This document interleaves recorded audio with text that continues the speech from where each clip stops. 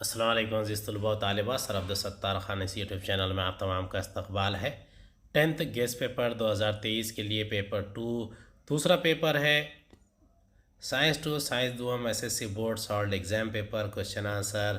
چلیے شروعات کرتے ہیں۔ سوال نمبر 1 کا الف ہے، صحیح متبادل کا انتخاب کر کے ضمنی سوال کے سامنے نمبر لکھیے۔ پہلا ہے بریڈ یا پاؤ تیار کرنے کے لیے آٹے میں ایسٹ ملاتے ہیں۔ ایسٹ کی موجودگی کی وجہ سے آٹے میں موجود کاربوہائیڈریٹ کی تخمیر ہو کر شکر، کاربن ڈائی آکسائڈ، CO2 کے ساتھ اور کون سا دوسرا مرکب بنتا ہے؟ دوسرا ہے کون سے حیوان کے جسم پر کیلشیم کاربونیٹ کے کانٹے تھارنس موجود ہوتے ہیں؟ تیسرا ہے پھول کا کون سا حصہ مادہ گھیرا فیمیل وھرل کہلاتا ہے؟ چوتھا ہے آپ جس علاقے میں رہائش پذیر ہیں وہاں سماجی صحت کا تعین کرنے والی ایسی کون سی جگہیں ہیں جن کی اصلاح کے لیے کوششیں کرنا ضروری ہے؟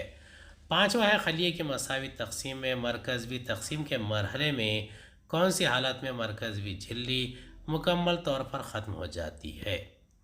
اس کا جواب ہے، پہلے کا جواب ہے بریڈ یا پاؤ تیار کرنے کے لیے آٹے میں ایسٹ ملاتے ہیں۔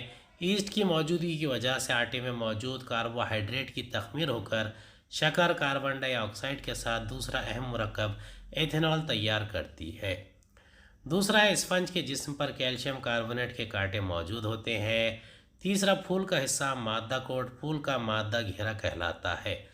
چوتھا کوئی ایسی دکان یا جگہ جہاں نشہ آور اشیاء اور تمباکو فروخت کی جاتی ہے، کیونکہ یہی ایک ایسی جگہ ہے جس کی موجودگی کی وجہ سے سماجی صحت کو خطرہ لاحق ہوتا ہے۔ پانچواں ہے خلیے کی مساوی تقسیم میں مرکزی تقسیم کے مرحلے میں درمیانی حالت میں مرکزی جھلی مکمل طور پر ختم ہو جاتی ہے۔ سوال نمبر 1 کا بے ہے، مندرجہ ذیل ضمنی سوالوں کے جواب لکھیے۔ متفرق جز علیحدہ کیجیے۔ زلزلہ، سیلاب، سونامی، جنگ۔ دوسرا ہے صحیح یا غلط لکھیے۔ آکسیجنی تنفس کے ذریعے پروٹین کی تکسید ہوتی ہے۔ تیسرا دی گئی پہلی نسبت کے مد نظر دوسری نسبت مکمل کیجیے۔ پہلے کا جواب ہے جنگ، دوسرا غلط، تیسرا ٹائیگر یعنی ببر شیر۔ اگلا ہے درج ذیل بیان صحیح ہے یا غلط لکھیے، اپنے جواب کی وجہ بھی لکھیے۔ کسی دیوتا کے نام پر مختص کردہ جنگل دیورائی کو ایک قسم کا تحفظ حاصل ہے، ایسے دیورائی کی ہمارے سماج کو آج بھی ضرورت ہے۔ یہ بیان صحیح ہے، کسی دیوتا کے نام پر ہونے کی وجہ سے جنگلات کو ایک قسم کا تحفظ حاصل ہوتا ہے۔ آج انسان اپنی ضروریات کے نام پر جنگلات اور ان میں رہنے والے جانوروں کا خاتمہ کر رہا ہے، ان کی ہمیں اور ہمارے سماج کو بہت ضرورت ہے۔ اگلا ہے ذیل میں دیے ہوئے آفات میں سے کون سی آفات دیگر آفات سے مختلف ہے، اپنے جواب لکھیے۔ زمین اور چٹانوں کا کھسکنا، ٹڈی، فسادات، سیلاب، زلزلہ۔ دی ہوئی آفات کی قسموں میں سے فسادات مختلف ہے، دیگر تمام آفات کی قسمیں قدرتی ہیں، جبکہ فسادات انسانوں کی پیدا کردہ اور جان بوجھ کر لائی ہوئی آفت ہے۔ سوال نمبر 2 کا یہ ہے، سائنسی وجوہات لکھیے۔ کوئی دو۔ پہلا ہے ماں باپ کی چند خصوصیات ان کے بچوں میں دکھائی دیتی ہے۔ اس کا جواب ہے پہلا ہے نر اور مادہ زواجوں کے ذریعے والدین کے جین ان کے اولاد تک منتقل ہوتے ہیں۔ دوسرا یہ جین توارثی خصوصیات کی ترسیل کرتے ہیں۔ تیسرا چونکہ ان کی ترسیل والدین سے ان کے اولاد تک ہوتی ہے، اس لیے بچے کافی حد تک اپنے والدین سے مشابہ دکھائی دیتے ہیں۔ اگلا ہے گلوکوز کی مکمل تکسید کے لیے آکسیجن کی ضرورت ہوتی ہے۔ اس کا جواب ہے پہلا نقطہ ہے جب آکسیجن خلوی تنفس کے دوران گلوکوز کی مکمل تکسید ہو جاتی ہے تو ATP کے 38 سالمات تیار ہوتے ہیں۔ دوسرا خلوی تنفس میں گلائکولائسس، کریب کا دور اور الیکٹران منتقلی زنجیری تعامل، یہ 3 اعمال ایک کے بعد دیگرے انجام دیے جاتے ہیں۔ تیسرا ہے آکسیجن کی غیر موجودگی میں صرف گلائکولائسس کا عمل انجام پا سکتا ہے، لیکن دیگر 2 اعمال انجام نہیں دیے جا سکتے۔ اگر آکسیجن کی غیر موجودگی میں گلائکولائسس کا عمل ہوتا ہے تو اس کے باعث الکحل تیار ہوتا ہے۔ چوتھا غیر آکسیجنی تنفس کا گلائکولائسس سے ATP کے صرف 2 ہی سالمات تیار ہوتے ہیں، جس کی وجہ سے جسم کو کم مقدار میں توانائی حاصل ہوتی ہے، اس لیے گلوکوز کی مکمل تکسید کے لیے آکسیجن کی ضرورت ہوتی ہے۔ اگلا ہے نباتات میں دوہری بارآوری کا عمل ہوتا ہے۔ اس کا جواب ہے پہلا نقطہ ہے حملہ زیرگی کے بعد پھول کے بذرے مادہ کوٹ کی کلغی پر منتقل ہو جاتے ہیں اور وہاں اپجنے لگتے ہیں۔ ان کے خلیات میں دو نر زواجے اور ایک لمبی زیرہ نلی تیار ہوتی ہے۔ زیرہ نلی نالہ گل سے گزر کر جنینی تھیلی تک دونوں نر زواجوں کو لے جاتی ہے۔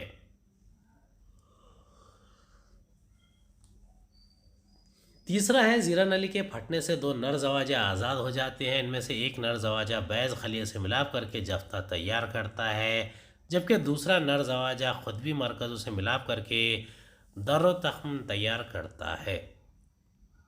چوتھا، چونکہ بارآوری کے اس عمل میں دو زواجے حصہ لیتے ہیں اس لیے اسے دوہری بارآوری کہا جاتا ہے۔ سوال نمبر 2 کا بے ہے۔ مندرجہ ذیل ضمنی سوالوں کے جواب لکھیے۔ کوئی 3۔ پہلا ہے رکازی ایندھنوں سے حاصل ہونے والی توانائی سبز توانائی نہیں ہے۔ اس کا جواب ہے رکازی ایندھن جیسے کوئلہ، پیٹرول، ڈیزل یا قدرتی گیس آلودگی پیدا کرنے والے ایندھن ہیں۔ ان کے احتراق سے زہریلی گیسیں اور کاربن کے مہین ذرات کا اخراج ہوتا ہے۔ اس طرح رکازی ایندھنوں سے فضائی آلودگی پیدا ہوتی ہے۔ ان ایندھنوں کے نامکمل احتراق سے کاربن مونو آکسائڈ گیس پیدا ہوتی ہے۔ اس گیس سے صحت کے مسائل پیدا ہوتے ہیں۔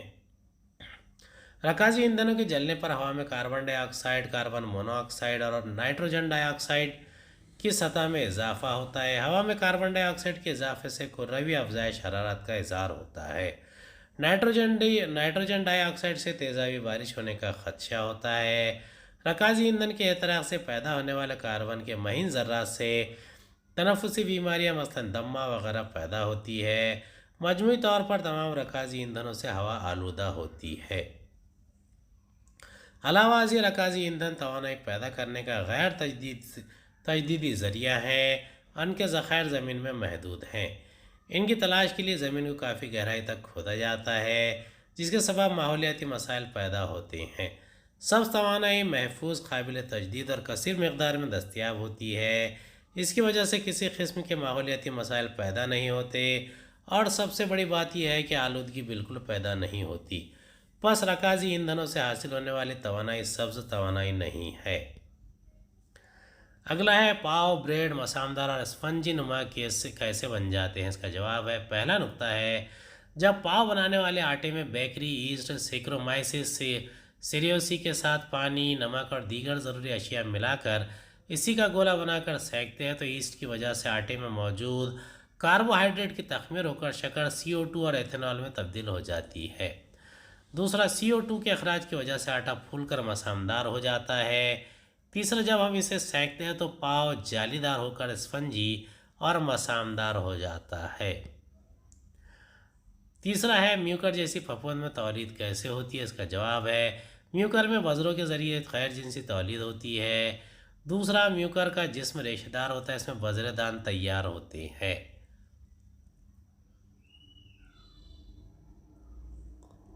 بذر دان میں بذر تیار ہونے کے بعد بذر دان پھٹ جاتا ہے، بذرے آزاد ہو کر مناسب مقام پر اپجتے ہیں۔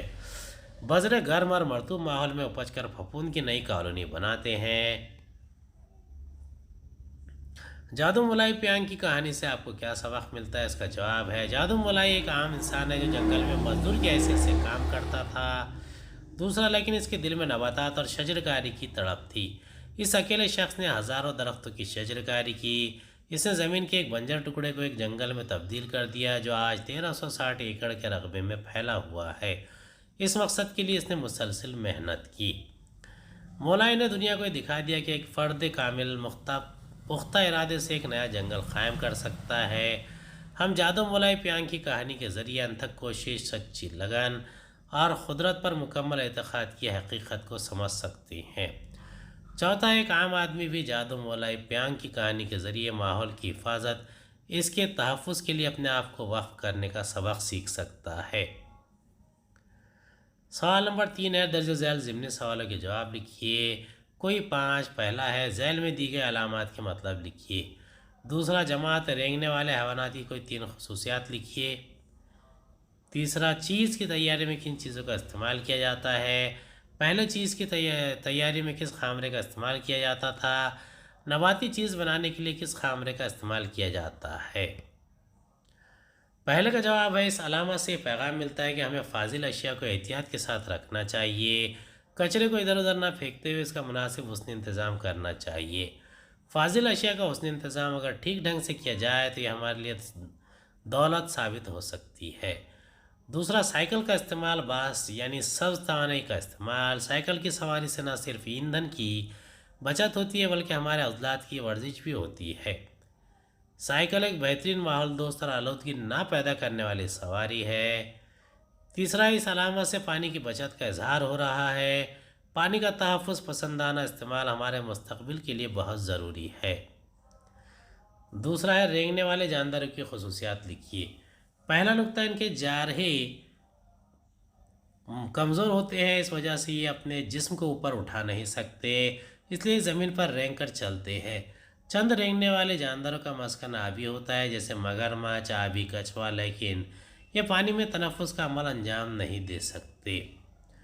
دوسرا، جسم سر، گردن اور دھڑ ان تین حصوں میں منقسم ہوتا ہے۔ جلد خشک اور سفنوں سے ڈھکی ہوئی ہوتی ہے۔ تیسرا ہے سانپ کے علاوہ باقی تمام رینگنے والے حیوانات کی انگلیوں پر ناخن موجود ہوتے ہیں۔ چوتھا، بیرونی کان نہیں ہوتے، تنفس کا عمل پھیپھڑوں کے ذریعے ہوتا ہے۔ تیسرے کا جواب ہے دنیا بھر میں بڑے پیمانے پر گائے کے دودھ سے چیز بنایا جاتا ہے۔ دوسرا، پہلے مویشیوں کی غذا کی نالی سے حاصل کیے گئے رینڈٹ نامی خامرے کے استعمال سے روایتی طور پر چیز بنایا جاتا تھا۔ تیسرا، لیکن آج کل مشروم سے حاصل شدہ پروٹیاس کے نامی خامرے کے استعمال سے نباتی چیز تیار کیا جاتا ہے۔ اگلا سوال ہے درج ذیل علامتوں کے لیے کیا مطلب ہے، سمجھائیے، اس سلسلے میں آپ کا کردار بیان کیجیے۔ پہلی علامت کم استعمال، دوبارہ استعمال اور دوبارہ چکر کی ہے۔ اس کا پیغام کا اظہار کیا جا رہا ہے کہ قدرتی وسائل کے استعمال کے سلسلے میں ایک اہم منتر ہے۔ دوسری علامت سے پانی کی بچت کا پیغام دیا جا رہا ہے۔ تیسری علامت میں شمسی توانائی کے زیادہ استعمال کرنے پر لوگوں کو پیغام ارسال کیا جا رہا ہے۔ یہ علامات ماحول دوست بننے کی اہمیت کو اجاگر کر رہی ہیں۔ قدرتی وسائل کو ان کے اصلی حالت پر قائم رکھنے کے لیے اشیاء کا دوبارہ استعمال ان کے دوبارہ دور کے لیے پہلی علامت اہمیت کی حامل ہے۔ جہاں تک ممکن ہو ایک فرد کو اپنے اصرافی رجحان کو روک کر وسائل کے حد سے زیادہ استعمال کو کم کر دینا چاہیے۔ تیسرا ہے بڑے شہروں اور گاؤں میں پانی کا مسئلہ شدید سے شدید ہوتا جا رہا ہے۔ پانی کی کمی سے قحط سالی جیسے حالات پیدا ہوتے ہیں۔ اس کی وجہ سے زراعتی پیداوار میں کمی ہوتی ہے۔ پانی کی بچت یا پانی کا منصفانہ طور پر استعمال کے پیغام کو دور دور تک پھیلایا دینا چاہیے۔ چوتھا ہے شمسی توانائی کا تجدیدی اور متبادل ذریعہ ہے۔ یہ بھارت جیسے ملک میں آسانی سے دستیاب ہے۔ شمسی توانائی کے استعمال سے ہم آلودگی پیدا کرنے والے اور دھیرے دھیرے ختم ہونے والے ایندھن کی بچت کر سکتے ہیں۔ شمسی توانائی آلودگی کم کرنے میں اہم کردار ادا کر سکتی ہے۔ ان علامات کے ذریعے ہمیں اہم پیغامات حاصل ہوتے ہیں اور ہم اپنے عمل اور برتاؤ کو ماحول دوست نظریے کے مطابق تبدیل کر سکتے ہیں۔ اگلا ہے تتلی اور چمگاڈر میں فرق بتانا ہے۔ تتلی کا تعلق ذیلی عالم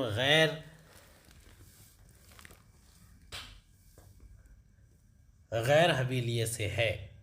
چمگاڈر کا تعلق ذیلی عالم سے ہے۔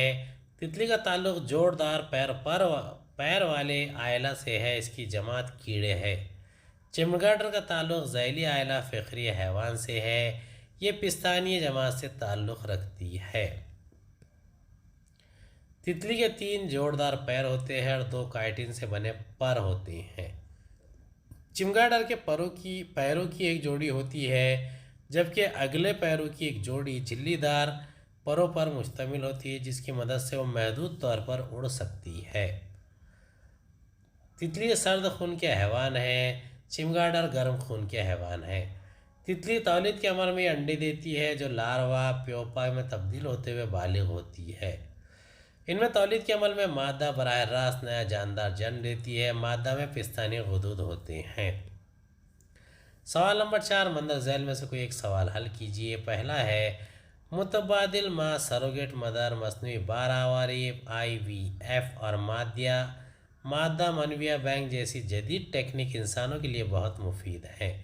اس بیان کی توجیہ کیجیے۔ اس کا جواب ہے پہلا نقطہ ہے کچھ زوجین بچے کی خواہش رکھتے ہیں لیکن باپ یا ماں کے تولیدی نظام میں کچھ مسائل حائل ہونے کے سبب وہ اولاد سے محروم رہتے ہیں۔ ایسے مسائل کے حل کے لیے متبادل ماں، IVF اور مادہ منویہ بینک جیسی جدید ٹیکنیک زوجین کے لیے بہت کارآمد ثابت ہوتی ہیں اور وہ اولاد کی نعمت سے فیض یاب ہوتے ہیں۔ دوسرا نقطہ ہے عورتوں کے تولیدی نظام میں اگر ماہواری کی بے قاعدگی، بعض خلیے کی پیداوار میں رکاوٹ، رحم میں جنین کی تنصیب یا بعض نالی میں کسی قسم کی رکاوٹ وغیرہ جیسے مسائل پیدا ہو تو وہ مندرجہ بالا کسی بھی ٹیکنیک کے استعمال سے ماں بن سکتی ہے۔ تیسرا ہے مردوں میں مادہ منویہ کی غیر موجودگی یا کمی، منویہ کی سست رفتار سے حرکت یا منویہ میں مختلف نقائص ہوں تو وہ اولاد کے حصول سے محروم رہتا ہے۔ چوتھا ہے لیکن اب یہ جدید طبی ٹیکنیک کی مدد سے ان مسائل کو حل کیا جا سکتا ہے اور بے اولاد زوجین بھی صاحب اولاد ہو سکتے ہیں۔ پہلا ہے متبادل ماں، عورتوں کے رحم میں جنین کی تنصیب کاری سے متعلق کوئی مسئلہ ہو تو کسی دوسری عورت کی مدد سے اس مسئلے کو حل کیا جا سکتا ہے۔ ایسی عورت کو متبادل ماں کہتے ہیں۔ اس طریقے میں حقیقی ماں کے بیضہ دان سے بعض خلیہ حاصل کر کے امتحانی نلی میں رکھا جاتا ہے، پھر شوہر کے منوی سے ملاپ کر کے اس کی بار آوری کی جاتی ہے، پھر تیار ہونے والے جنین کو متبادل ماں کے رحم میں نصب کیا جاتا ہے۔ دوسرا ہے مصنوعی بار آوری IVF ان ویٹرو فرٹیلائزیشن۔ مادہ منویہ کی کم تعداد یا بعض نالی میں بعض خلیے کے داخل ہونے میں رکاوٹ ہو تو اس طریقہ کار استعمال کیا جاتا ہے۔ IVF بار آوری کی امتحان نلی میں انجام دی جاتی ہے۔ تیار ہونے والی جنین کی مزید نشو و نما کے لیے اس کی عورت کے رحم میں تنصیب کی جاتی ہے۔ اگلا ہے مادہ منویہ بینک۔ کسی عورت کے شوہر میں منویہ کی پیداوار میں کسی قسم کی رکاوٹ ہو تو منویہ بینک سے منویہ حاصل کیے جا سکتے ہیں۔ منویہ بینک ایک ایسی جگہ ہے جہاں لوگ اپنے منویہ کا عطیہ کرتے ہیں۔ خواہش مند مرد کی مکمل جسمانی اور دیگر جانچ کے بعد حاصل کردہ منویہ کو جراثیم سے پاک صاف ماحول میں 0 درجہ حرارت پر ذخیرہ کر کے رکھا جاتا ہے۔ ضرورت مند زوجین اس مادہ منویہ کو حاصل کر کے IVF ٹیکنیک کے ذریعے اولاد پیدا کر سکتے ہیں۔ مادہ منویہ عطیہ دہندہ کا نام پوشیدہ رکھا جاتا ہے۔ اگلا ہے حرارتی بجلی۔ گھر میں بجلی تیار کرنے کے لیے کون سا ایندھن استعمال کیا جاتا ہے؟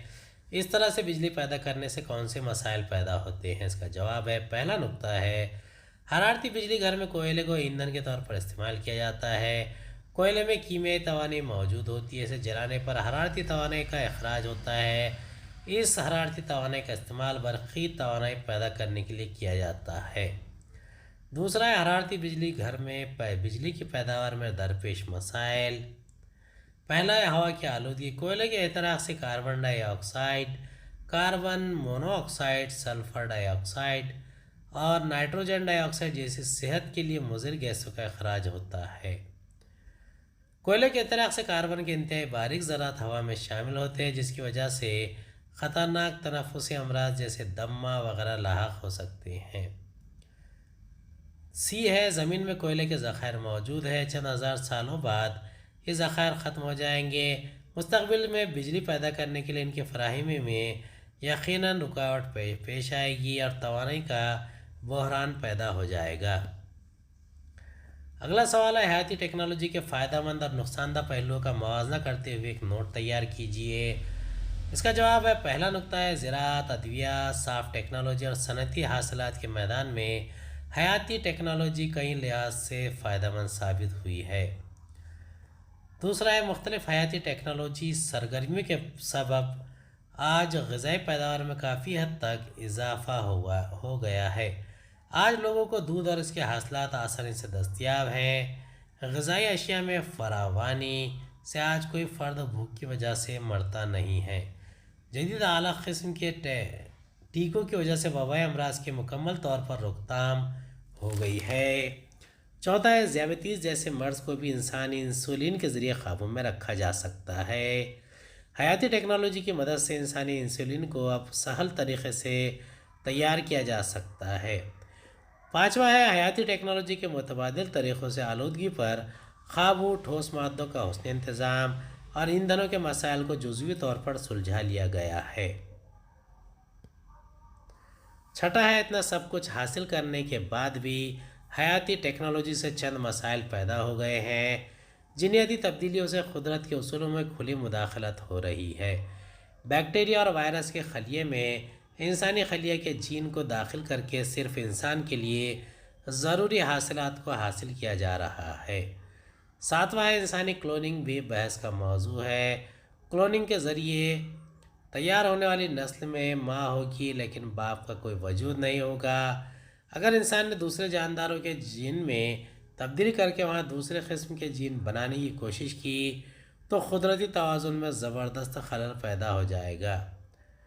طویل مدتی جینیاتی تبدیلیوں سے پیدا ہونے والے اثرات تباہ کن ہو سکتے ہیں۔ بس چند مخصوص زاویے سے دیکھا جائے تو حیاتی ٹیکنالوجی خطرناک بھی ہو سکتی ہے، یہ اس کا منفی پہلو ہے۔ امید ہے آپ کو ہمارا ویڈیو پسند آیا ہوگا۔ اگلی ویڈیو میں دوبارہ ملاقات ہوگی۔ خدا حافظ۔